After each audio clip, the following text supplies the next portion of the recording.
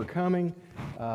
Wanted to go over with you the results of our annual resident survey that were conducted a couple of months ago, and it took a little while to get the results from the consultant that does this for us, and then we were sort of trying to avoid big crowds, and I didn't want to create a new one, but I think it's good to have this now.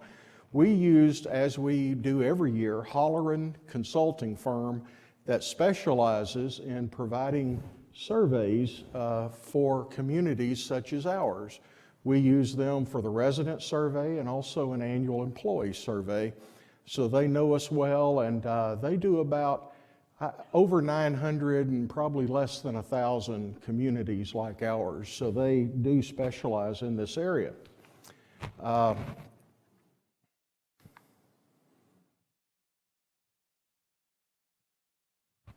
Turn that on too, and that'll help. There we go. This survey covers primarily independent living, though I will give you some highlights of skilled nursing and assisted living and memory care also. We conducted this, like I said, October, November, and we had a great turnout this year. 76.6% of independent living residents came out and completed a survey. That's 190 of 248. Now, some of those will be two members of a couple living in the same apartment or villa, and they count as two and not one, like the Rodenmeyers. If you completed it, and I bet you did, y'all counted as two surveys, not one. And we actually did a little better than Holleran's average this year. Usually we don't, but this year we did. We think we may have found a good way to get everyone to come out and do the survey, and we're going to build next year on what we learned this last year. There are some things that I think would make it better, you know, a little quieter environment and some things like that that we'll work on as well. But I really appreciate the good response. Always interesting to me to see a little statistics about the people that completed the survey. Only 6 of them had been here less than 6 months. 45, 2 to 3 years, 37, 4 to 5 years. So about, let's see, that'd be about 125 had been here between 2 and 10 years, and then 16 had been here much longer, even going as far as the opening date in 2005. The year of birth, probably not a lot of big surprises on this around here. 3 were born before 1924, which is interesting to me. That's a long time. Most, of course, were between 1924 and 1945, and 11 people have been here between 1946 and 1964. That really hit me between the eyes because I fall in that category. And so it may not be long until I'm one of the respondents here based on this. Marital status, again, this is not too surprising. Most people here are widowed. A few single or divorced. One thing that is interesting, though, I don't remember what last year's number of married people were, but that is rising. We are getting more couples moving in, which is wonderful. And 66 people here would, I guess, represent 33 couples, give or take. So that's good to have. Another good thing that I like to see, quality of life. 152 rated it as good or very good, and 22 said it's all right, 1 said it's very bad. Health status, 128 said it's good or very good, 42 thought it was average, and 4 felt their health status was poor. And that's just the residents' take on their own assessment as to their condition. So for a place that's full of seniors and all, I thought these were really good results, and it makes me feel good that you feel good about yourself in terms of your condition and quality of life. This is just some information we like to get because it helps us know how to better serve and manage the place. And people using the Monarch dining room and the cafe A few more say they use the cafe more often, and that's not surprising. It's open 2 meals a day, but almost 50-50. And most people use Comcast. Some use AT&T, and a few use other things. That doesn't really matter to you. I would think you use what you want, but it helps us to know, for example, right now we're looking at in-house TV channels and options and things of that sort, so it helps us to know better how to work towards that. And the same, you'll see most people use channel 991 on Comcast when they look at things like this on TV, but quite a few use live stream as well. Some don't use anything. Now, getting into the actual results of the survey itself, we evaluate 4 areas: voice, connection, well-being, and fulfillment. And I'm going to tell you what goes into all of these here in just a few minutes. But those are the 4 categories that all the questions are broken down into. On voice, we achieved the 67th percentile. Connection, 60th percentile. Now that means of all the people that responded to Holleran's surveys from 900 and something communities, we fall in this percentile of them. Fulfillment, 58th, and well-being, 64th. This sort of surprised me. I mean, generally, Holleran would say as long as you're above 50th percentile in all of these, you're doing very well. And I think we are doing well here, but it surprises me that we are so much lower than we were 2 years ago, pre-pandemic, because we're largely coming out of that now in terms of the services and events and activities that we have, but these don't really reflect it. So that concerns me a little bit, and I'm trying to look further into understanding that. It's in most cases it's a little better than last year, but last year in this case being 2020, and 2021 would be the most current year, but 2020 was the most impacted year of the pandemic, and then 2021 we started coming out. We're still impacted quite a bit during 21, as you know, but I would have thought we would have climbed out more than this shows. What I'm going to show you now, the Holleran measures an engagement index. Engagement, whether it's a resident or employee or whatever, engagement represents how well you get into what we do. If you are highly engaged, you're active, you're satisfied, you're very involved.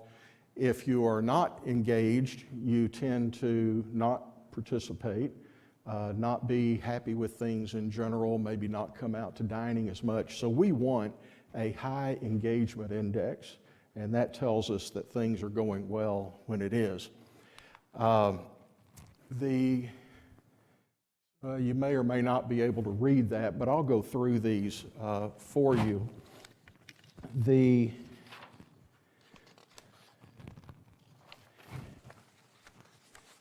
engagement with the community, first of all, the voice is the engagement with the community. Our average, our mean score within that category was 4.23, which is about the same as 2019, but not as good as last year. And within that, there's several subtopics, one being, do we address issues? We were at 4.24, this is out of 5, and it was almost as high as 2019, but down a fair amount from last year. Ways to be heard, 4.16, down only slightly from 19, but a little bit more from 20. Transparency with residents, we were at a 4.17, virtually identical with 19, but last year was quite a bit higher. We keep residents informed, 4.37, down a little bit from last year in 21 and 2021. This sort of surprised me a little bit because I think of what we think we're doing right in this area. We have every week or two, I stand up here and make a presentation to all the residents to tell them what's going on. I'm always out in the halls, listening to people, talking with you. People seem very free to come into my office. We have the one calls that we do daily. We have the letters going out. We have my letters, and then we have newsletters. And we do quite a bit like this. So, and we're doing more than we used to do. So I was a little concerned as to why those scores weren't higher.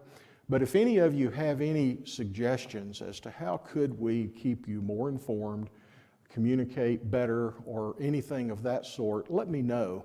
And we're always looking for ways to improve in that. The connection category is the engagement with others. This has a little bit less to do with how we operate the village and more to do with your interactions, your desires, how well things are going for you personally. And in that category, we got a 4.46 that was actually up a little bit last year, but down a little bit from 2019. In that, the categories include, do I have a sense of belonging here? That score was 4.39, which was better than last year. Are you as socially active as you want to be? And that is different for everyone. Some of you don't want to do much, and some want to do everything, and that's okay. That score was 4.59, which was higher than last year, a little bit down from 2019. A welcoming environment here, there's a 4.48, which was down a little bit from the last 2 years. In a little while, I'm going to give you specific comments that people wrote in, and one of those really contradicts with this, and I'll explain that when we get there. Also, we encourage social interaction, 4.38, a little higher than last year and down from the year before. But none of these really jump out as being extraordinary or problematic. It's just sort of steady and in there. Okay, fulfillment is your engagement with your life goals. It was a 4.22 overall, which was up slightly from last year, down a little bit from 2019. And within that, the categories are that here you are able to pursue meaning for whatever makes life meaningful for you. That was a 4.09, a little better than last year, down from 2019. I'm able to maintain my life from before to the extent that I want to. 4.30, that was up a few points from last year and down a little bit from the year before. I think that's pretty good because that's something that especially new residents sometimes struggle with. You know, they move in and give up their workshop in the backyard, their pool on the patio, and other things like that, and it takes some adjustment to that, but this is really pretty good. Living the life I want, 4.28, almost the same as last year, but down a little from the year before that. And do I feel challenged and stimulated, 4.20. I want that one to be higher. And one thing that we do to try to make that where you can be fulfilled more in that area is the types of activities that we offer. You know, we certainly have entertainment, but we also try to have intellectually stimulating things like cultural series or educational lectures, the series that we run in the theater on historical topics or what have you. Again, if there's anything like that that would help in this regard, let us know or also talk with someone on the activities committee. We have an activities committee now that is very active. They meet monthly and they're coming up with good ideas on things that residents would like us to have and present. So if you have any suggestions there, please bring them up. The fourth category is well-being, and that's engagement with your health and wellness. The score was 4.30, identical to last year and down a little bit from 2019. That includes categories like your ability to adapt to life changes, 4.21, flat to last year and down a little from the previous year. Health and wellness goals, 4.40, about the same as last year, again down slightly from 2019. Maintain and improve your well-being, 4.46, identical to last year, down slightly from 2019. And your ability to cope with changes, 4.15, just down slightly from last year, but down a fair amount from the year before that. Both COVID years were down from the previous year in that category, and that's not really surprising because we did have a lot of changes for a couple of years, and sometimes we change and then change back, and that can be a little frustrating and confusing, so that's not too surprising.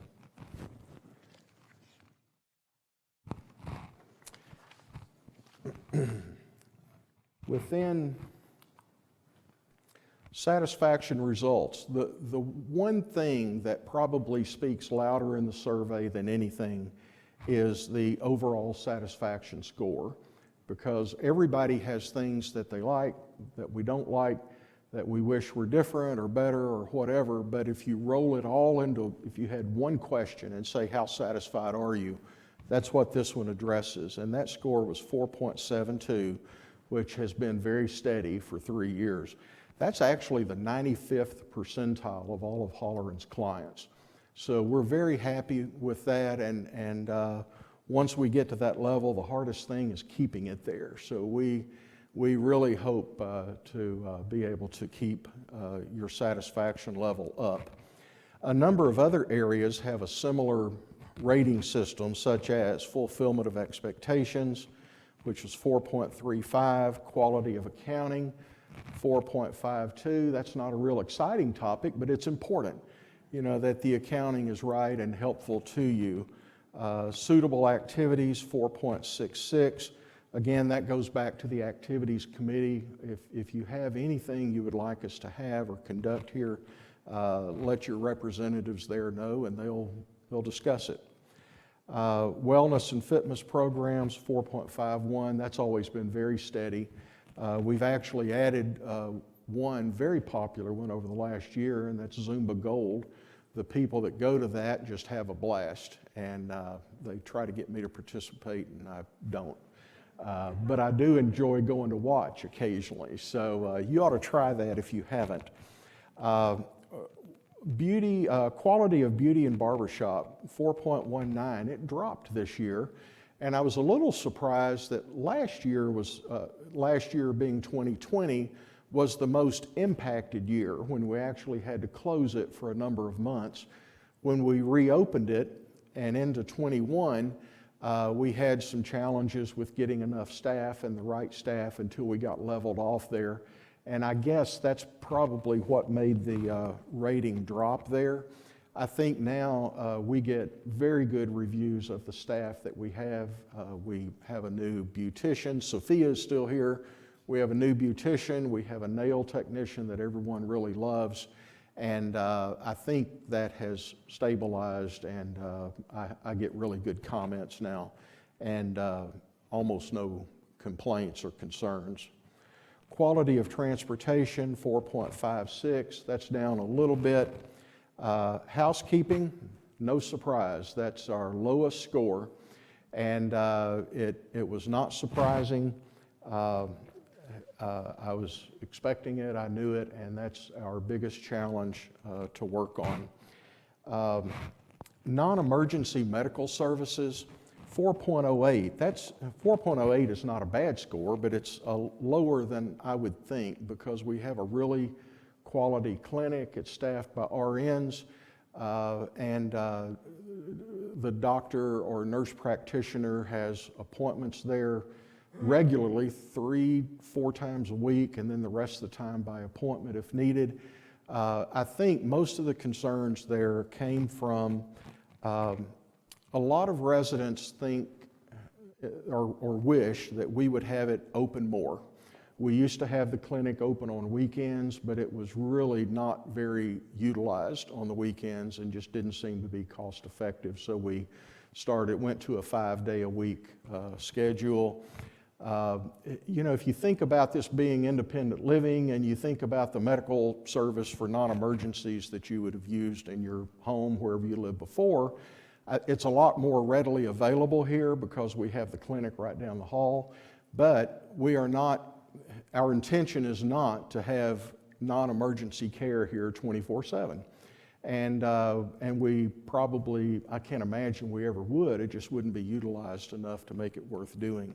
But I think when we hear comments like that, we try to promote the fact that the EMTs at night and weekends can perform services like changing a bandage or checking blood pressure, and they're certainly willing to do that. So I want to go back to housekeeping and give a few thoughts. We are working hard on that area. We want housekeeping to be at the same level of quality that other things are here, such as dining and activities, and that is our goal. Right now, it is really hard to find anyone willing to work in that area. We will hire 3 and be excited, and then 2 of them not show up for the first day of work. And that's really frustrating, and I never like to make our problems become your problems, but I know it has become that by not having people. We have not had a big problem lately with people that are here leaving. I know some people, there have been a lot of times over the year that residents believe that we have run off good people. We have no interest in doing that. If we have a good person, we want to keep them because you can't find others. So we are very interested in doing that. We had several people over the last couple, 3 years who were really, I'm going to call it problematic in terms of harmonious working within the department, cooperation, doing what they need to do, and they talk to residents often. And in those situations, we can't get on a one call and say we let someone go because of this problem. But I just ask that in cases like that, y'all trust us, know that we want them to stay as much as you do, and we're not going to run anyone off that doesn't need to be. Now, back about the same time the residents took their survey, our employees completed their annual survey. And I've got to tell you that in the housekeeping department, they had a score of 4.5 out of 5. And that's their staff completing it. That was the highest score of any department at the village. And that was the first time ever. And, from being involved and seeing things, I think it's a good department now. I think they're working well. There's not enough there. And because there's not enough, Zena and Odell have to do a lot of things that, direct housekeeping or whatever, instead of being out training and inspecting and what have you. So that makes it harder, but I can tell you right now, the staff in that department seem to be very happy and giving us really high scores for the department. So enough of that. Just know that I want it fixed as much as y'all do, and we are working hard towards that. Cleanliness of community is always high. That's a little different than housekeeping. It was 4.29, which was down, but still pretty good. Timely maintenance response, 4.62, about like normal, give or take in that area. Security and safety on the grounds, 4.74. That's one of our very highest scores. Emergency medical response, 4.57. Very high, but down a little bit from the year before. Quality of medical care, 4.61, which is about the same as last year and up from time before that. And then you get into the dining items, such as quality of food, 4.36, which was higher. That's not surprising when you consider in the last couple of years, a lot of times we've had to deliver meals to your homes and couldn't open up the dining venues, and it's never as good when you're eating out of a box. So that alone, I think, would get us some improvement, although we are always trying to improve in that area anyway. Variety of menu selections, 4.19, is up a lot from last year. And again, I think last year was unusually low because of the limitations from the pandemic and having to deliver meals and things of that sort. Dining staff friendliness, 4.72. That is always high. I get very few concerns expressed to me about friendliness. The thing that is really amazing to me, as high as that score is, Holleran says that we're only as good as 30% of their clients. I have trouble believing that. I just don't see mathematically how it would work, and even then, I can't believe that most places have friendlier staff than ours. So, I don't know. We'll see what it shows next time. Dining room service, 4.37, down a little bit, but still very good. This is, they call it a heat map, and it's just another way of looking at what I just gave you. The things that would cause us concern, we want to be orange. The darker orange we are, the better. The darker the blue, or the blue section is not good, and we want to minimize this and maximize the orange. So if you just sort of look down, I mentioned on the voice items, they weren't bad, but they were a little higher than expected, and that's what you're seeing here. Pursuing meaning, that was one of the higher items in the blue category. And then overall satisfaction, you can see there's just almost no blue, and there's certainly no lime green, which is the really evil color on this. And then you get down and, there's the barber and beauty shop, a little more problematic than some, and there's housekeeping. That dark blue is average, and I don't want to be average either. And then the brighter blue and the green is the really bad. There's the non-emergency medical services, and everything else is, pretty good. Another significant indicator that we like to go by here, would you recommend the village at Germantown to a friend or relative? And 95.5% said yes, which is almost the same, give or take a few little pieces of the last number of years. Holleran's benchmark for their 900 and something clients was 86.7%. So we are a lot better than their average, and we want to be. Our biggest source of referrals are our residents, and if you ever feel that you couldn't recommend us to your family or friend, I need to know that, because that's definitely something we need to fix.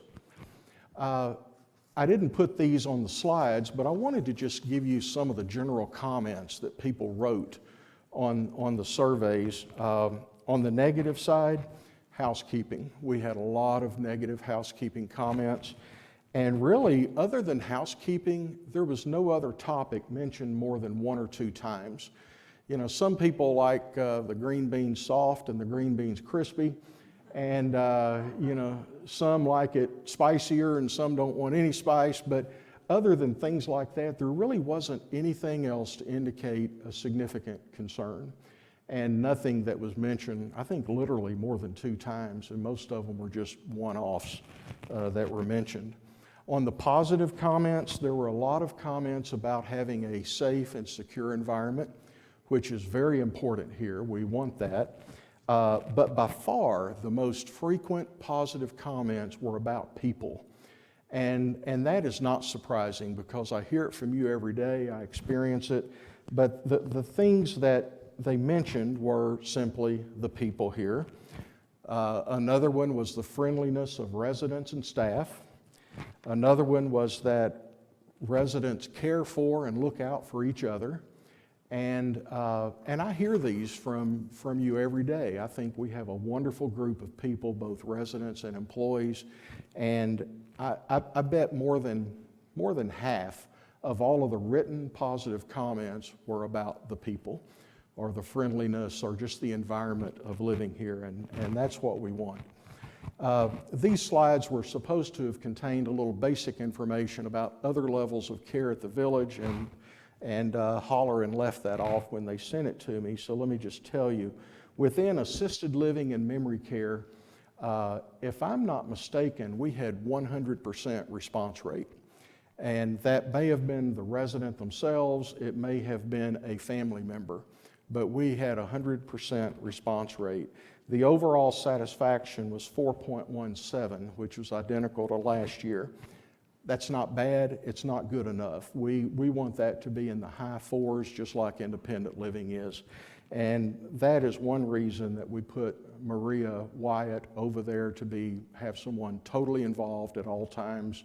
And when people move to assisted living, they are still usually quite capable of being fairly active and enjoying life, and we want to provide the environment to do that. The top scores, top 2 or 3 in assisted living and memory care: safety and security, again, cleanliness of the community, and the right to make their own independent decisions. And that's one thing we really emphasize in all levels of care, is if the resident is able to make their own decisions, we want them to do that because that's what they want and not what someone else wants. And I think we do a good job of that. The lowest scores, really 2 of them. One is housekeeping, even there, and the other one is the price.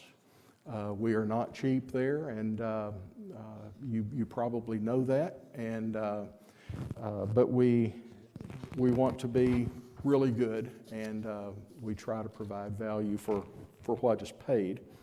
In long-term care, now we did not give surveys to the rehab patients that are only here for a short time. Most of them are a week or 2, and that's just not really what we wanted to go into this. We get a lot of feedback from them, but we really wanted the comments from the residents and families that are here a long time and are here day in and day out. The overall satisfaction was 4.0, which was not good enough. It was 4.28 the year before that. And part of that, I think, was brought on by staffing shortages, which we are hit hard there, just like everywhere else. And but we really want that to get a lot higher.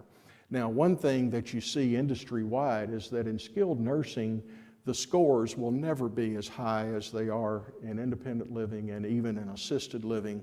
And that's just sort of a generally accepted within the industry, because in skilled nursing, people are, number one, a lot less health to themselves, and that never makes things pleasant when you have more health issues. And secondly, in skilled nursing, a lot of times people just wouldn't choose to go there if they can help it. And I think most people recognize, yes, I need to. And we have residents who tell us it's time, either from assisted living or memory care or what have you. And sometimes they do, even more so than their family. They believe it's time, but they still are not as excited about being there. It is, less of what you've been used to in your life. So, for that reason, it'll never be like independent living, but we want it to be as good as possible, and that's our goal. The top scores in long-term care were safety and security, friendliness of staff, and cleanliness of the community. And by the way, there were a couple of ties here, so I'm going to mention a fourth one: odor-free environment. And if you visit many nursing homes, if I can use that phrase, you know when you walk into one sometimes and it just hits you that you know where you are. And we pride ourselves on not having that. And if there's ever an odor issue, it is very short-lived. It is dealt with quickly. And we had a tour recently of someone in independent living who wanted to visit over there because this lady had been a nursing home administrator, and she was considering coming to the village, and she wanted to see our skilled nursing area. So we took her over there. And she said, I'd heard a couple things I didn't like. And she walked in, she said, this is great. I smell nothing. The facility looks great. It's what I want. I have no concerns at all. So we do pride ourselves on that. The bottom scores, a couple stood out. One is the availability of activities, and we can do better there, and we're going to. It's harder in skilled nursing because, first of all, a lot of residents just don't want to come out and do it. and you can encourage and ask them to, but they really don't want to. And some of the unfavorable comments, I think, were from family members who were not happy with that. And you explain, look, we tried, but we can't make them. And but even with that said, we can improve there, and we will. The other one that was one of the lower scores was notification of medical change. And that's just where we need to make absolutely certain if there's a change in condition that we promptly tell the family members of this. And we're focusing on doing that as well. So that's those areas in a nutshell. That's pretty much it. Any questions or comments I can have? Yes, Ms. Klein. Mine is a comment, and I think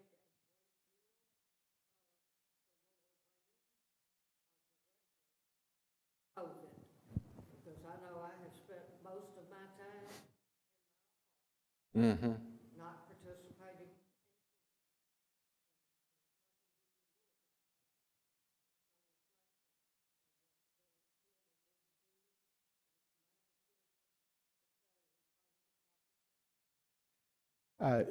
Mrs. Klein's comment, for those of you watching on TV, was that she thinks a lot of the lower scores were due to the COVID pandemic and all the results of having lived within that, because a lot of people want to stay in their apartment more. They make the personal choice not to come out, and it impacts them.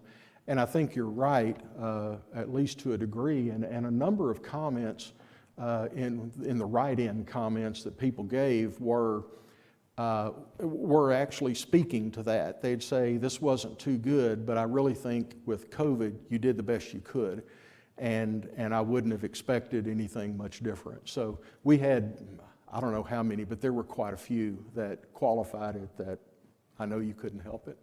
And I'm hoping that 2022 we're going into 22 a lot better than we went into 21. And 21 got better, at least for a while, and had some ups and downs, and I'm hoping 22 will be even better, and we'll start getting past some of that. We don't want to use the COVID excuse too often or for too long. Yes, sir, Dr. Hinton. I think if you did a survey today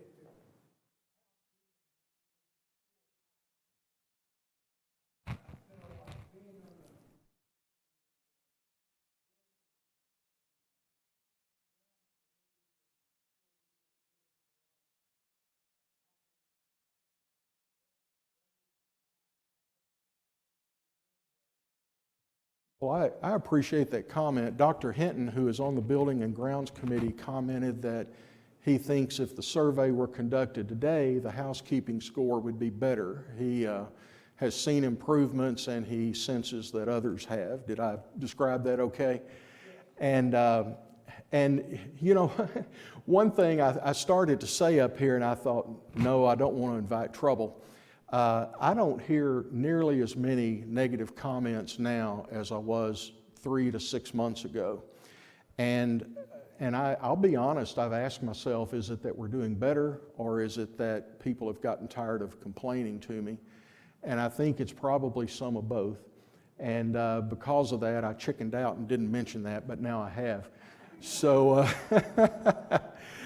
we still want to know if you have concerns, but the people that I talk with, most of them seem to act like it is getting a